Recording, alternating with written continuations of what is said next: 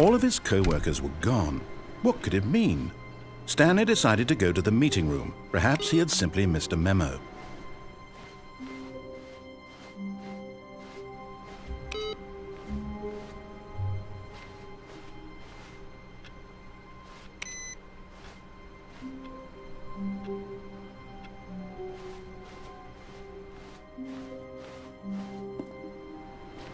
No matter how hard Stanley looked, he couldn't find a trace of his co-workers.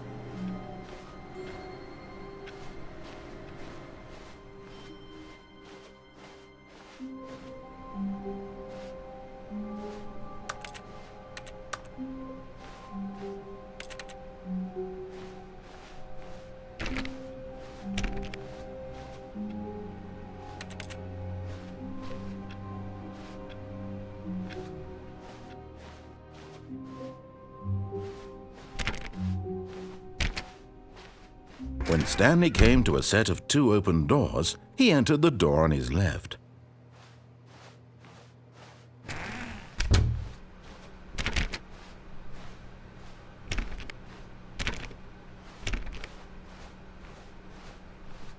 Yet there was not a single person here either. Feeling a wave of disbelief, Stanley decided to go up to his boss's office, hoping he might find an answer there.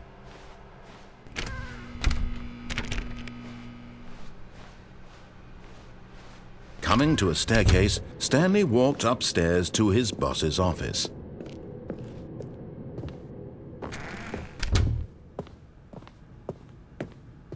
Stepping into his manager's office, Stanley was once again stunned to discover not an indication of any human life. What could it mean, he wondered. Desperate for answers, he began turning the room over looking for clues that might unravel the situation, until at last he discovered a keypad behind the boss's desk. But alas, no code. For this keypad guarded the terrible secret that lay buried below his feet. And so the boss had assigned it an extra secret PIN number, 2845. But of course, Stanley couldn't possibly have known this. Yet incredibly, by simply pushing random buttons on the keypad, Stanley happened to input the correct code by sheer luck. Amazing! He stepped into the newly opened passageway.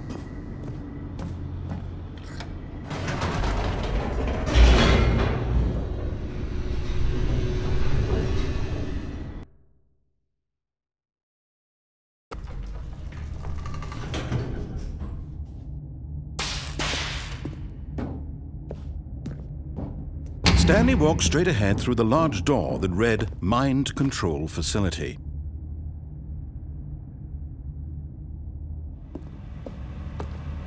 Although this passageway had the word Escape written on it, the truth was that at the end of this hall, Stanley would meet his violent death.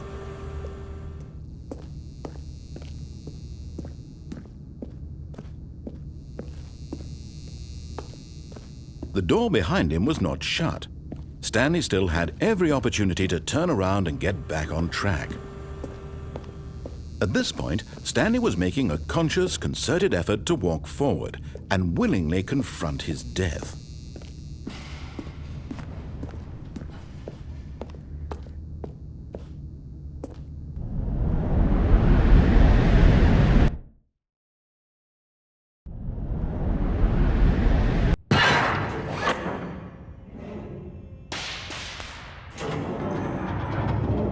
As the machine whirred into motion and Stanley was inched closer and closer to his demise, he reflected that his life had been of no consequence whatsoever.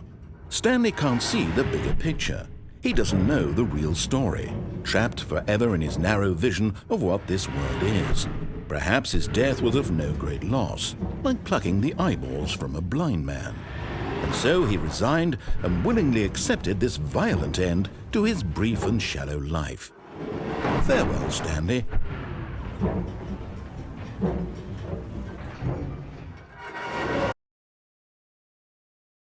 Farewell, Stanley, cried the narrator, as Stanley was led helplessly into the enormous metal jaws.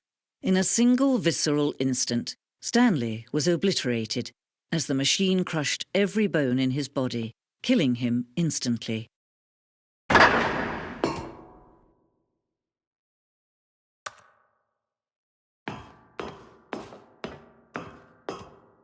And yet it would be just a few minutes before Stanley would restart the game, back in his office, as alive as ever. What exactly did the narrator think he was going to accomplish?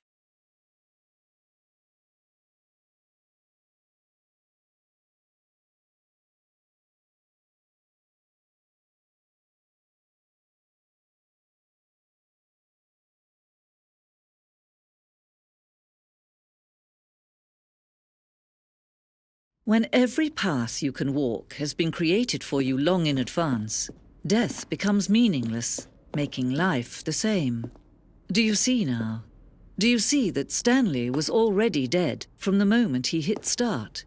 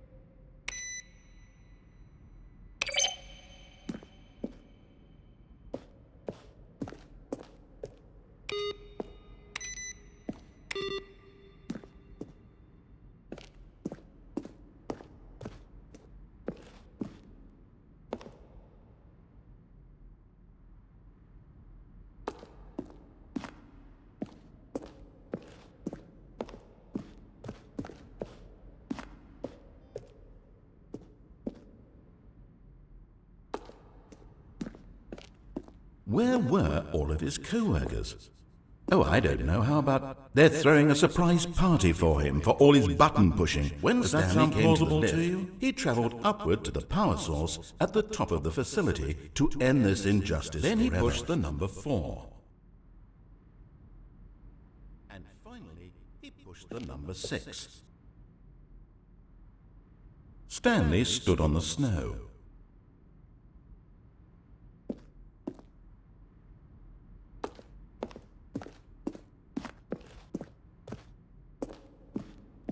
Stanley jumped in.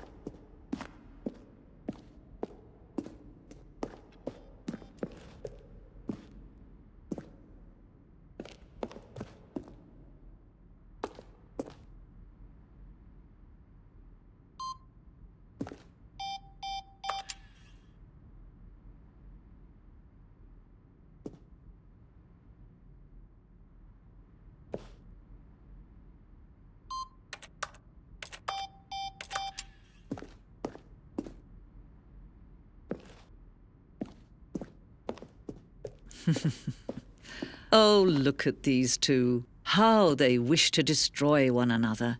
How they wish to control one another. How they both wish to be free.